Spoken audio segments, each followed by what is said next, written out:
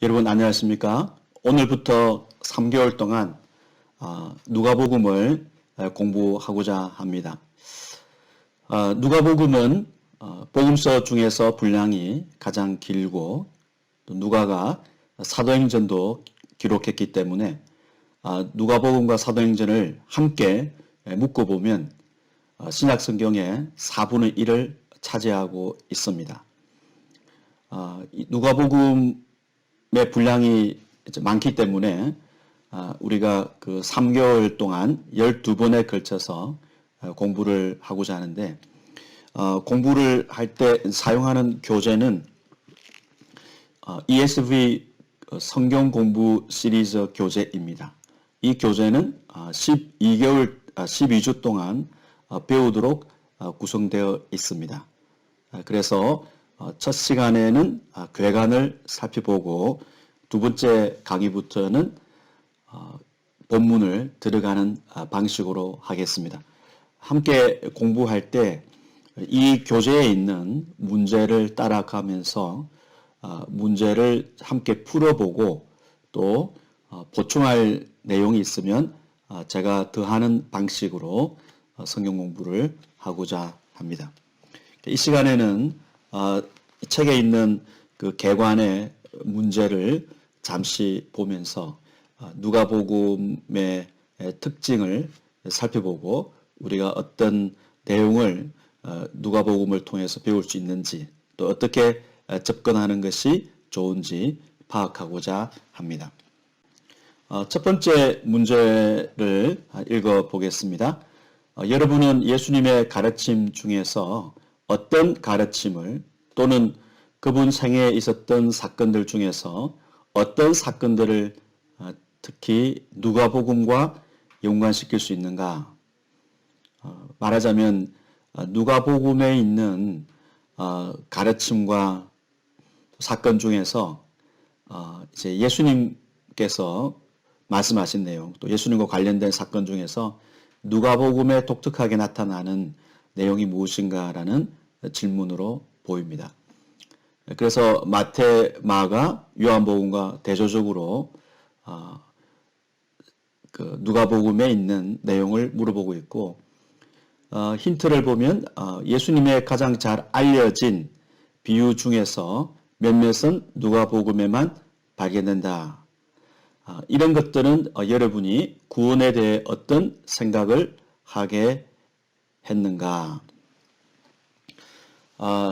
누가복음은 1, 2장이 탄생 이야기인데 1, 2장부터 똑같이 탄생 이야기를 기술하고 있는 마태복음과 비교해 보면 마태복음에 없는 탄생 그리고 또 어린 시절 예수님의 어린 시절 내용이 포함되어 있고 그리고 예수님께서 나사렛 회당에서 이사야 61장을 읽으시고 그 말씀이 자신을 가리킨다고 하신 내용 그리고 무려 10개 정도의 장을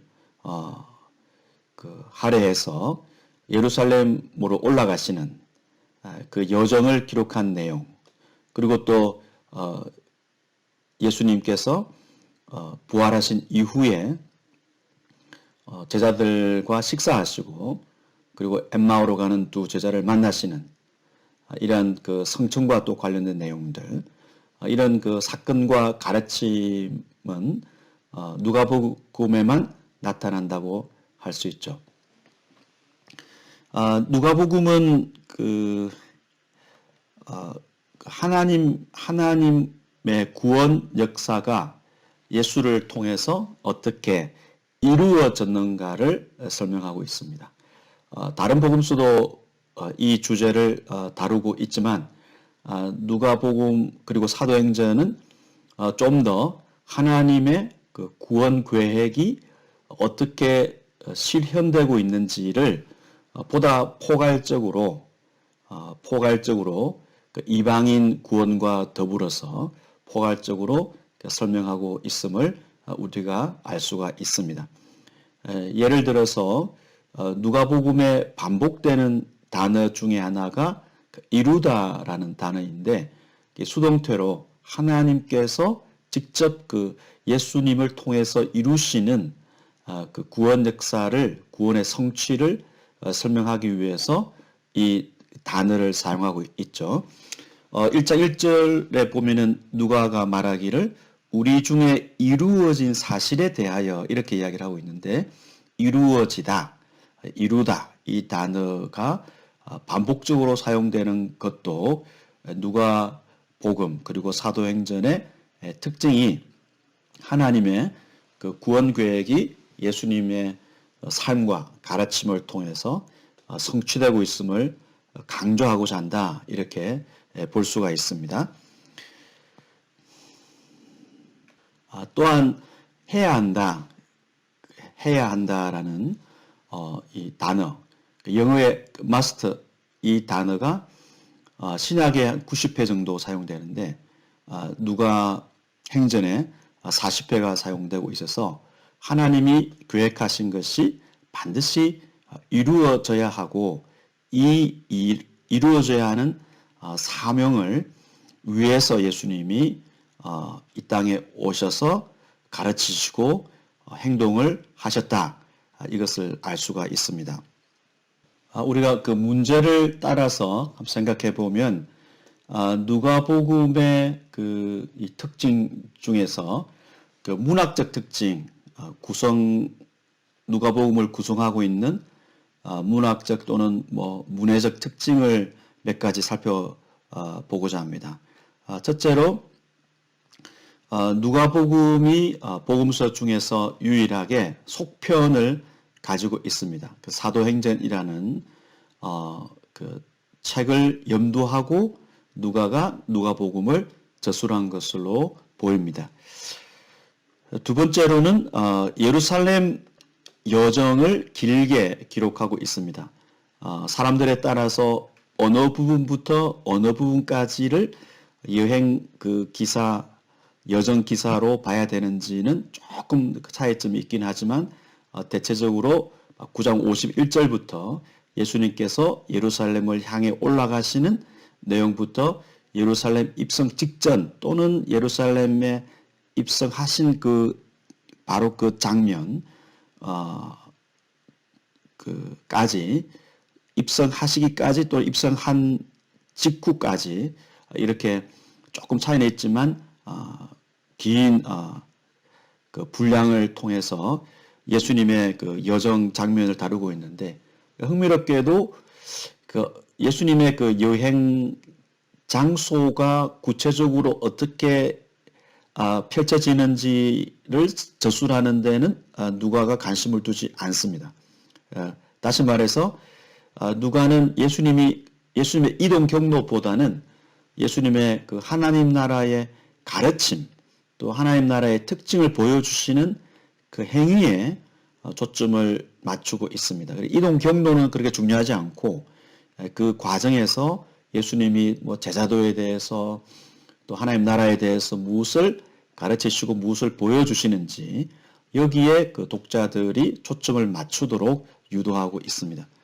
셋째는 예수님의 그 복음서에 있는 비유의 절반이 누가복음에 기록되어 있습니다. 누가복음에만 나오는 비유, 다른 복음서에 없고 누가복음에만 있는 비유만 해도 18개로 셀 수가 있습니다. 예를 들어서 선한 사마리아인의 비유, 또 11장을 보면은 밤에 빵을 빌리러 온 사람의 비유, 어리석은 부자 12장, 만찬의 잔치에 초대하는 사람의 비유 14장 7절에 14절, 그리고 망대와 전쟁에 나간 왕에 대한 비유, 잃어버린 드러크마 15장에 연속해서 나오는 이런 아들을 기다리는 아버지의 비유, 그리고 그 영민한 청지기의 비유, 부자와 나사로, 그리고 끈질긴 과부와 재판장에 대한 비유, 문화의 비유, 그리고 18장의 그 기도 장면을 다루고 있는 바리새인과 세리의 비유, 이런 비유가 누가복음에만 수록되어 있습니다. 넷째, 예수님의 탄생 이야기 중에는 말씀드린 바와 같이 그 마태복음에 또 다른 복음서에 없는 내용을 수록하고 있습니다. 예를 들어서 예수님의 어린 시절, 예수님의 어린 시절에 대한 설명은 누가복음에만 있고, 마리아의 창가나 스가랴의 창가, 이런 그 찬송시도 누가복음에만 있습니다. 다섯째, 그 누가는 무엇을 그 설명할 때에 쌍으로 배열하는 특징을 보이고 있는데, 예를 들어 그 시몬의 예언을 묘사하고 나서 그 안나의 그 남자와 이제 여성을 쌍으로 배열해서 안나의 예언을 서술합니다. 그리고 남자 중풍병자의 죄를 용서하시는 그 누가복음 5장 17절에서 26절 내용에 이어서 7장에 가보면 또 여자의 죄가 용서받는 그 내용이 나옵니다. 치유와 관련해서도 안식일에 18년 동안 몸을 펴지 못한 여자가 치유받는 그 13장 장면에 이어서 14장을 가보면 그 수종병으로, 지금으로 보면은 복수가 찬 그런 사람의 남자의 병을 치유하시는 장면. 그래서 이렇게 쌍으로 배열하는 특징을 보이고 있습니다. 그래서 누가복음에만 있는 이 사건들과 또 가르침을 통해서 그 구원에 대해서 어떤 생각을 하게 하는가, 이 질문은 다음 질문에서 좀 더 구체적으로 살펴볼 수가 있겠습니다. 왜냐하면은 예수님께서 이러한 그 행위와 가르침을 통해서 그 구원의 성격이 어떤 것이고, 또 예수님이 이 땅에 가지고 오신 하나님의 나라의 성격이 무엇인가를 보여주고 있기 때문에 이 구원과 관련해서는 두 번째 이제 문제에 좀 더 구체적으로 설명을 해볼 수가 있겠습니다. 두 번째 문제는, 여러분은 누가복음이 기독교 신학에 어떻게 공헌하는지에 대해 현재 어떻게 이해하고 있는가? 여러분은 누가복음이 하나님, 예수님, 성령, 죄, 구원 또는 다른 교리들에 대한 우리의 이해를 명확히 해주는 측면을 알고 있는가? 기독교 신학, 누가복음을 통해서 기독교의 신앙을 어떻게 좀 더 깊이 이해할 수 있는지, 그런 질문입니다. 이를 위해서는 누가복음의 중요한 그 주제를 살펴볼 필요가 있겠습니다. 이 주제를 살펴보면 누가복음에서 하나님에 대해, 예수님, 성령, 죄에 대해서, 구원에 대해서 어떻게 설명하고 있는지를 우리가 파악할 수 있겠습니다.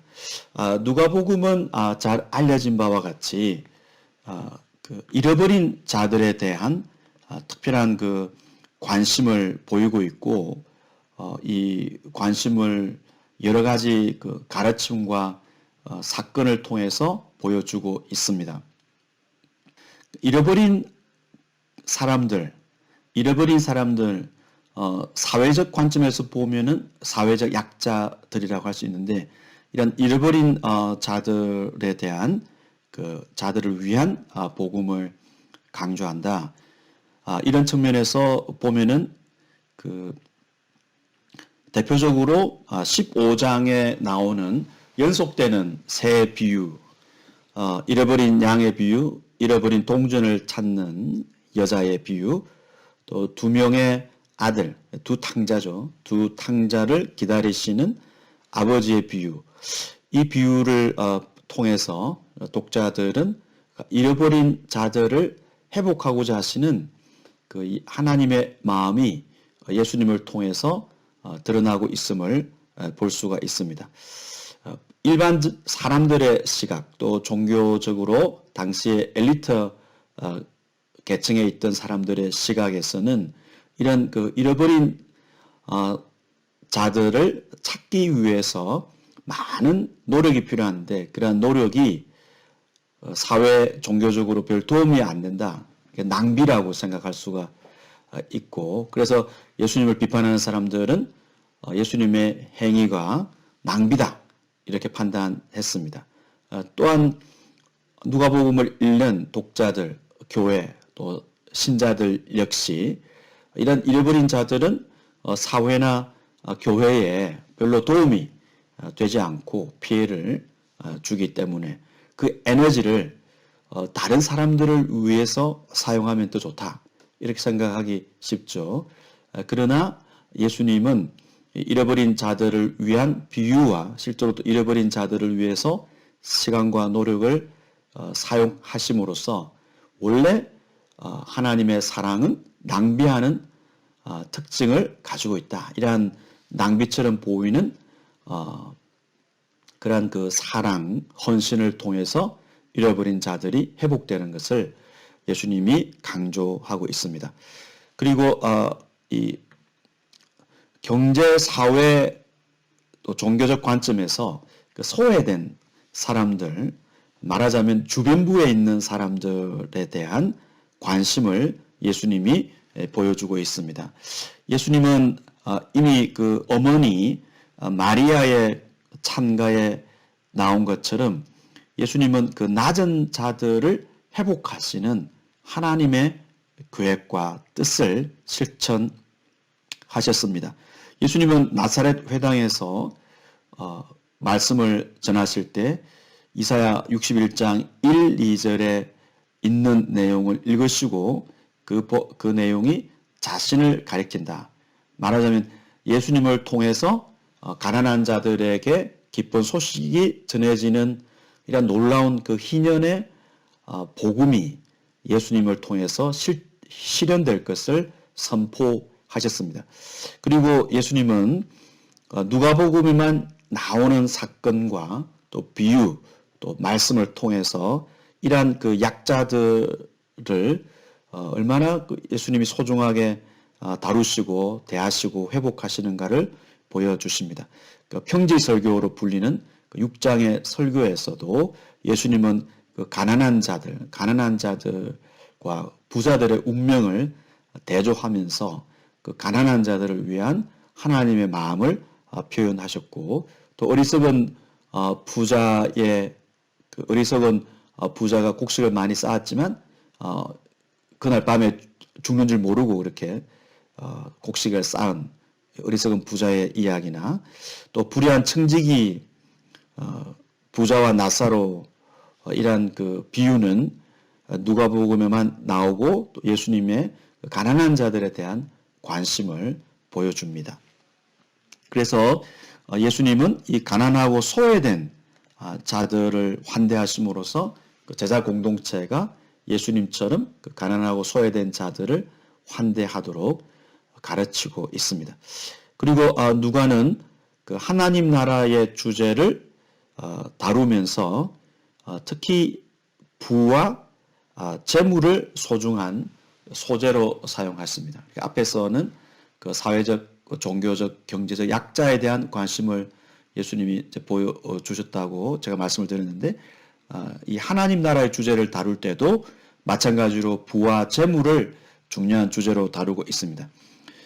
누가복음에만 나오는 그 어리석은 부자의 비유 12장 16절에서 20절 내용에서도 부와 그 제자도의 관계를 말씀하십니다. 부자는 뭐 내 곡식, 내 곡간, 내 물건, 내 영혼 이렇게 나의 것을 강조했지만 그러한 인생이 얼마나 어리석은가를 말씀하셨고 또 부자와 거지 나사로의 비유를 통해서 이 땅에서의 그 운명과 죽어서의 운명이 달라지는 그 역전의 모습을 통해서 그 가난한 자, 소외된 자에게 그 무관심으로 대하는 것이 얼마나 심각한 죄인가.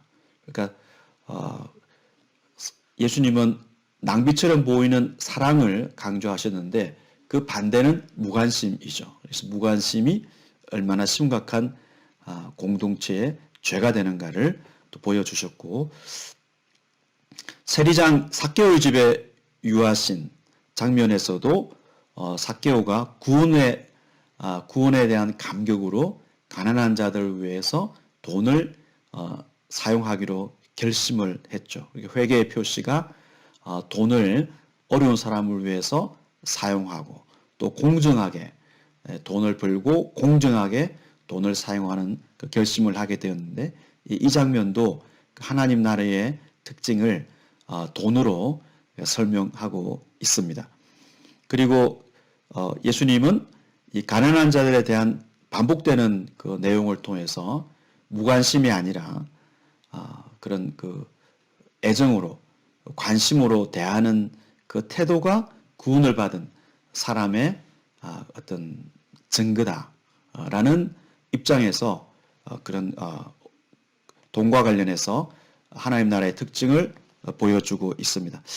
서두에서 그 하나님의 구원 계획이 예수님을 통해서 이루어진 내용이 1장 1절부터 언급되고 그 이루다라는 내용이 단어가 반복되는 점을 말씀을 드렸는데, 예수님의 죽음을 통해서 예수님의 죽음과 부활과 성천, 그러니까 누가복음은 성천으로 끝나고 사도행전은 성천 장면으로 예수님이 성천하는 장면으로 1장을 채우고 있기 때문에 누가복음과 사도행전은 성천으로 연결되고 있는데, 예수님의 죽음과 부활과 성천을 통해서 하나님의 그런 구원 계획이 성취되고 있음을 성취되는 것을 강조합니다. 예수님은 왜 예루살렘에 가고자 하셨는가? 예루살렘에 가고자 하시는 목적은 거기서 죽으시고 거기서 이제 하늘로 올라가는 그 성천을 통해서 하나님의 구원 계획이 성취되기 때문에 예수님은 예루살렘에 올라가고자 하셨습니다. 예루살렘에 올라가신 목적은 죽기 위하여 올라가신 것이죠. 예수님이 유월절 어린 양으로 십자가에 죽으신 사건을 통해서 하나님의 구원 계획이 성취되고, 예수님께서 하늘에 오르셔서 하나님 보좌 우편에서 우주를 통치하시는 그 내용이 이제는 사도행전에서 전개되는 것을 독자들이 볼 수가 있습니다. 지금 누가복음과 사도행전을 보면은 수신자가 데오빌로라는 사람으로 이렇게 명시되는데, 데오빌로에게 무엇을 가르치고자 했을까? 데오빌로에게 무엇을 가르치고자 했을까? 데오빌로와 같은 처지에 있는 독자들에게 무엇을 가르치고자 했을까? 누가복음 자체를 읽어보면 예수님의 생애를 통해서 하나님의 구원 계획이 성취되었음을 알려주는 것, 그것이 데오빌로에게, 그리고 데오빌로와 같은 생각을 가진 사람들에게 전해주고자 했던 그 누가의 관심이었다, 이렇게 말할 수 있겠습니다. 그리고 누가복음은 다른 그 복음서에 비해서 여성의 존재와 역할을 중요하게 서술합니다. 이는 하나님의 구원 역사에 있어서 여성들이 중요한 위치를 차지하고 있음을 보여주는 것이죠. 다른 복음서에는 없고 누가복음에만 등장하는 여자가 13명입니다. 예수님의 치유를 경험한 여성들이 있을 뿐만 아니라 앞에 언급한 바와 같이 그 증인을 설명할 때도 남자와 여자를 쌍으로 배열함으로써 여성을 중요한 위치에 두고 있고, 그 회당장의 딸을 치유하는 장면에서도 누가는 예수님께서 부모를 살리는 현장에, 딸을 살리는 현장에 부모를 이제 불렀다라고 표현하기보다는 그 아버지와 엄마를 불렀다. 아빠, 엄마를 불렀다라고 이야기하고 그 다음에 또 부모를 다시 언급하는데 부모라는 단어만 언급해도 되는데 그 어머니를 넣죠. 그래서 딸이 자다가 일어나서 밥을 먹어야 되는데 그 밥을 먹이는 이제 그 부모에게 밥을 먹이라고 예수님 말씀하셨고 아마도 그 엄마가 밥을 먹였겠죠. 그래서 그 어머니에 대한 그 단어가 어머니 단어가 포함되는 것도 그 여성에 대한 그 관심을 보여준다고 볼 수 있습니다. 그리고 뭐 탄생 이야기에서 엘리사벳이나 마리아나 안나가 중요한 역할을 차지하고 있습니다. 이 여성들은 예수님의 탄생 이야기에서 하나님의 구원 계획을 잘 알고 있고 그리고 하나님께서 구원을 행하실 때는 낮은 자를 높이시는 높은 자를 낮추시는 그런 반전 또는 역전의 특징을 보여주실 것을 잘 알고 찬송을 하고 또 예수님을 기다리는 사람들이었습니다. 갈릴리 사역에서 예수님의 갈릴리 사역 4장 14절부터 9장 50절까지의 이 사역 현장에서 여성들은 중요한 역할을 합니다. 예수님이 그 시몬의 집에 초대를 받아서 식사를 하고 계셨을 때 죄 많은 여자가 등장을 해서 예수님에게 눈물로 향유를 붓는 장면이 있고 또 7 귀신이 나간 막달라 마리아가 나오고 또 이 요한나나 수산나와 같이 누가복음에만 등장하는 인물, 특히 이 여성들은 예수님의 복음 사역을 위해서 재정을 지원하는 그런 헌신을 보여주었습니다. 예루살렘으로 예수님이 가시는 과정에서도 마르다의 자매 마리아가 예수님의 말씀을 듣는 그 중요한 역할을 합니다. 마지막으로 예수님의 그 순환 주간에 갈릴리에서 온 여성들이 십자가에 달린 예수님을 지켜보았고 그들이 향유와 향품을 바르기 위해서 예수님을 찾아 무덤에 온 장면도 있습니다. 그리고 누가는 이방인을 위한 복음을 강조합니다. 모든 복음서가 하나님의 그 이방인 구원에 대해서 설명을 하고 있습니다. 누가복음은 보다 많은 시간을 분량을 할애해서 그 이방인 그리고 사마리아 선교를 강조합니다. 마태복음의 계보가 이스라엘의 조상인 아브라함부터 시작해서 아래쪽으로 내려오는 그래서 예수님이 다윗의 아들임을 강조하는 방식을 취하고 있다면 누가복음의 계보, 족보는 인류의 조상인 아담으로 올라가는 방식을 취하고 있어서 그 구원 대상인 모든 인류를 이제 암시하는 그런 그 내용이 예수님의 계보에 포함되어 있습니다. 그리고 예수님이 그 희년의 복음을 이사야 61장 1, 2절을 읽으시고 그 내용이 자신을 통해서 성취될 것을 선언하신 다음에 예수님이 그 말씀하신 그 내용을 보면 유대인들을 굉장히 그 자극하는 내용이었고 그 자극하는 내용은 이방인들이 하나님의 구원의 혜택을 받는 내용이었습니다. 예수님이 그 4장 25절에서 27절에 보면은 그 이방인 사렙다 과부와 나아만이 하나님의 은혜를 입은 사건을 언급했는데 이 말씀은 굉장히 유대인들, 그 이방인들이 하나님의 구원 계획에 쓰임 받고 유대인들이 그 당시에 반대로 행동을 했기 때문에 그러한 내용을 암시하셨을 때 동네 사람들이 예수님을 죽이고자 했습니다.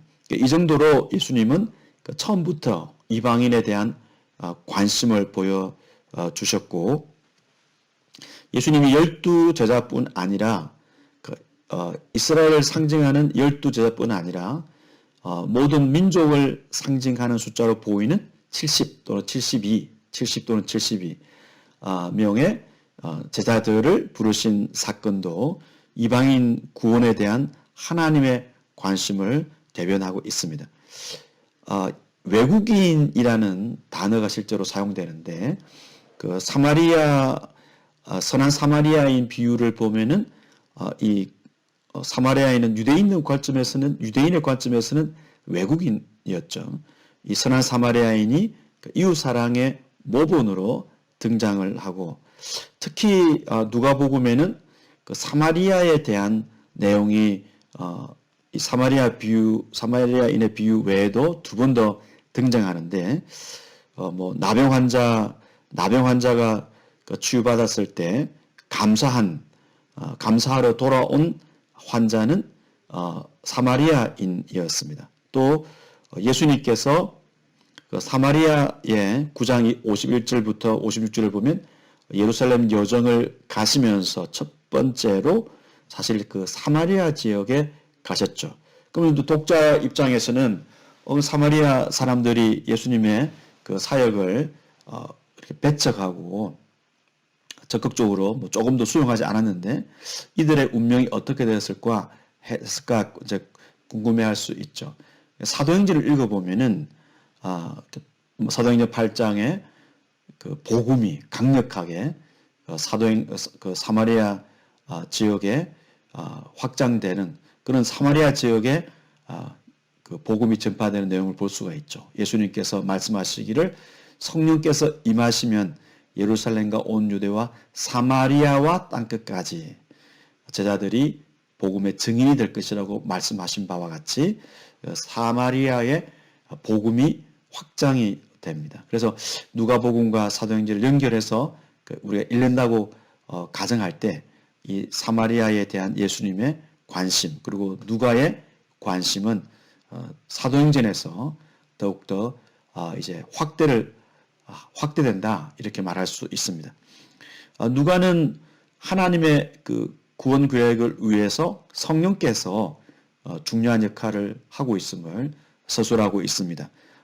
성령님에 대한 주제 역시 누가복음뿐만 아니라 우리가 사도행전을 더불어서 읽게 되면은 정말 그 성령의 능력으로만 복음이 확장될 수 있음을 목격할 수 있습니다. 누가복음에도 성령이라는 이 단어가 마태 12회, 마가의 6회에 비해서 16번 사용되기 때문에 더 많이 사용되고, 또 사도행전에는 57회 성령이라는 단어가 사용되고 있습니다. 그래서 성령 충만을 받아야 선지자의 역할을 할 수가 있고, 그래서 세례 요한은 태어나기 전부터 성령으로 충만했고, 그가 성령으로 충만했다라는 것은 그가 바로 성령님의 능력으로 선지자의 역할을 하기 위해서 태어나고 있음을 본문이 말하는 내용입니다. 엘리사벳과 스가랴는 성령으로 충만해서 하나님을 찬송하고 이런 그 성령에 이끌려서 예수님께서 갈릴리로 가시고 또 그런 내용이라든지, 또 성령께서 그 이사야 61장 1, 2절에 주의 영이 내게 임하여 성령께서 임하신 내용을 예수님께서 나사렛 회당에서도 말씀하셨습니다. 그러니까 예수님의 사역은 성령께서 임하셔서 예수님을 하나님의 종으로 임명하셔서 이끌어 가시는 사역이다. 그리고 사도행전에서는 사도들의 선교도 성령께서 이끌어 가시는 사역임을 보여주고 있습니다. 11장 13절을 보면 예수님께서는 성령님이 하나님께서 주시는 최고의 선물이라고 직접 말씀을 하셨습니다. 그리고 성령께서는 제자들에게 특별히 증언할 수 있는 그런 능력을 부여하시고 예수님이 부활하신 이후에도 성령께서 능력을 주셔야 제자들이 증언할 수 있음을 24장 43절에서 49절에서 보여주고 있습니다. 그러니까 하나님의 그 구원 사역, 구원 계획은 성령님의 능력을 통해서 시작되고 확장되고 있음을 알 수 있습니다. 그리고 누가는 이 식사 장면을 다른 복음서보다는 더 많이 언급함으로써 구원의 특징을 식사를 통해 보여주는 그 내용이 많이 수록되어 있습니다. 엠마오의 식사가 그 대표적인 식사 장면이라고 볼 수 있습니다. 예수님께서 부활하신 이후에 다른 복음서에 없는 장면, 요한복음과는 조금 비슷한데 제자들 앞에서 생선을 드시는 장면, 이 장면은 정말 그 하나님의 계시가 식사 장면과 같이 일상의 식탁에서도 나타나고, 그러니까 하나님의 말씀을 듣고 말씀을 나누는 그러한 그 복음의 현장이 바로 식사 장면과 같은 일상이다라는 사실을 보여주고 있습니다. 그만큼 식사를 하나님의 구원 역사를 위해서 자주 예수님이 누가가 사용하고 있습니다.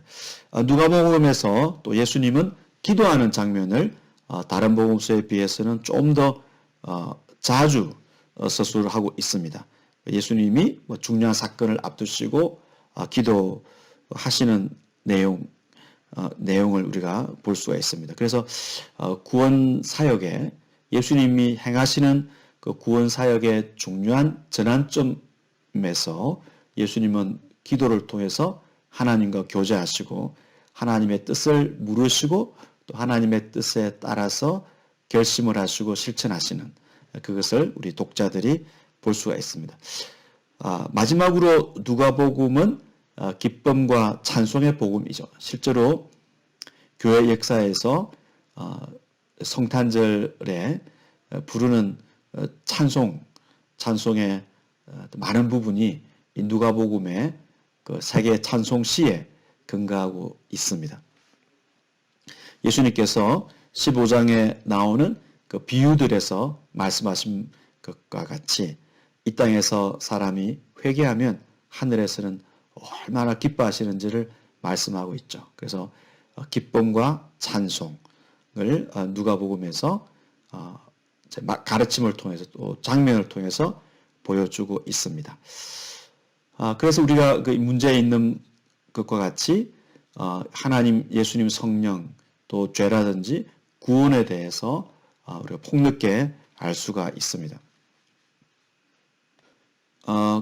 그 죄에 대해서 한번 또 생각해 보면은 누가는 그 속량이라는 단어를 사용하고 있는데 천사 가브리엘이 그 사가랴에게 등장했을 때 그 이야기하기를 그 속량이라는 단어를 사용했습니다. 이 속량이라는 이 단어는 그 출애굽 사건을 연상시키고 있죠. 실제로 출애굽기나 신명기에 이 속량이라는 단어가 사용되고 있습니다.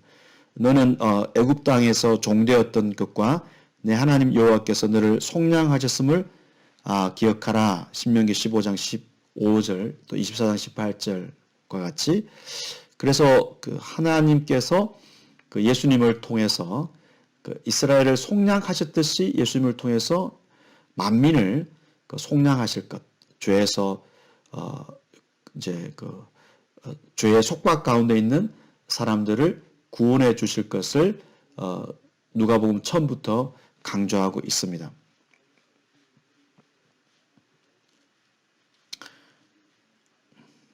안나 역시 이스라엘의 그 속량을 그 기다리는 여 선지자로서 선지자와 그러니까 2장 36절을 보면은 여 선지자 안나라고 하고 있는데 이스라엘의 속량을 기다리는 사람이었습니다. 그래서 누가복음은 어떻게 그 예수님을 통해서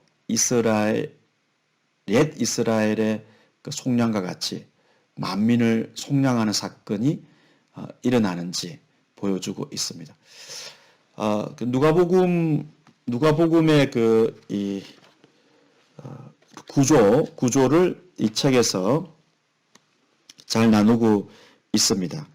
그래서 우리가 그 누가복음을 읽을 때 이제 문제를 풀 때 이 책에 있는 이런 그 단락을 생각하면서 누가복음을 읽으면 도움이 되겠습니다. 특히 예루살렘 여행 기사, 여행 내용을 보면은 뭔가 관련이 없는 사건과 말씀들이 어우러져 있는 것 같아요. 그러나 10장에 걸쳐서 서술하고 있는 이 사건들과 비유, 말씀 이런 내용은 다 어떤 목적 가운데 묶음으로 이렇게 나열되고 있습니다. 그러니까 그냥 막 섞인 것이 아니라 제자도에 대해서, 뭐 부에 대해서, 기도에 대해서 이렇게 묶여져 있기 때문에 누가복음을 읽을 때에 그런 그 저자의 의도를 잘 파악하고 이런 책이나 특히 그 ESV 그 스터디 바이블 이 책이 이제 ESV 스터디 바이블에 기초하고 있기 때문에 그 책을 함께 참고 내용을 읽으시면 도움이 되겠습니다. 누가복음 1장을 보면은 우리 중에 이루어진 사실에 대하여 처음부터 목격자와 말씀에 일꾼된 자들이 전하여 준 그대로 내력을 저술하려고 이렇게 되어 있는데 내력이라는 이 단어가 디에게시스 헬라어로는 이 단어가 그 서사 또는 내러티브로 번역할 수가 있어요. 이 서사는 단일 사건이 아니라 그 일련의 사건들, 여러 사건들의 묶음이고 이 단어가 이제 단수로 되어 있어요. 그래서 예수님에 대한 이야기는 하나인데 마치 이제 복음이라는 단어가 단수로 복음서에 나오는 것처럼 신약 전체에 단수로 나오는 것처럼 예수님에 대한 내용이 이제 복음 단수 하나 복음은 하나인 것 같이 서사도 하나로 단수로 나오는데 이 서사가 사건들의 묶음이고 이 서사를 누가가 차례대로 순서대로 차례대로 기록하는 하고 있다라고 이야기를 하고 있는데 이 차례대로라는 말이 어떤 뭐 시간 순서라기보다는 독자들이 잘 이해할 수 있도록 이 서사를 내러티브를 어떤 논리적으로 잘 이해할 수 있도록 전개를 했다. 그래서 이 순서 청중과 독자의 이해를 돕기 위한 순서대로 서사를 서술했다. 이렇게 이제 볼 수 있는데요. 그러기 때문에 예수님에 대한 뭐 갈릴리 사역 또는 그 유행 기사 그 이후에 예루살렘 안에서의 이런 내용들이 독자들을 위해서 서사를 내러티브를 순서대로 구성을 했다. 그래서 사건들과 말씀들이 연관이 없는 것처럼 보이지만 아주 치밀하게 연결되어 있기 때문에 우리가 그런 전문 자료들, 그 자료들의 도움을 받으면 조금 더 본문을 이해할 때 도움이 되겠죠. 그래서 그 ESV 스터디 바이블이 그런 면에서 도움을 줄 것이라고 생각하고 있습니다. 다음 시간부터는 이제 1장부터 본문을 살펴보면서 하나님의 구원 계획이 어떻게 예수 그리스도를 통해서 성취되고 있는지를 살펴보겠습니다. 수고하셨습니다. 감사합니다.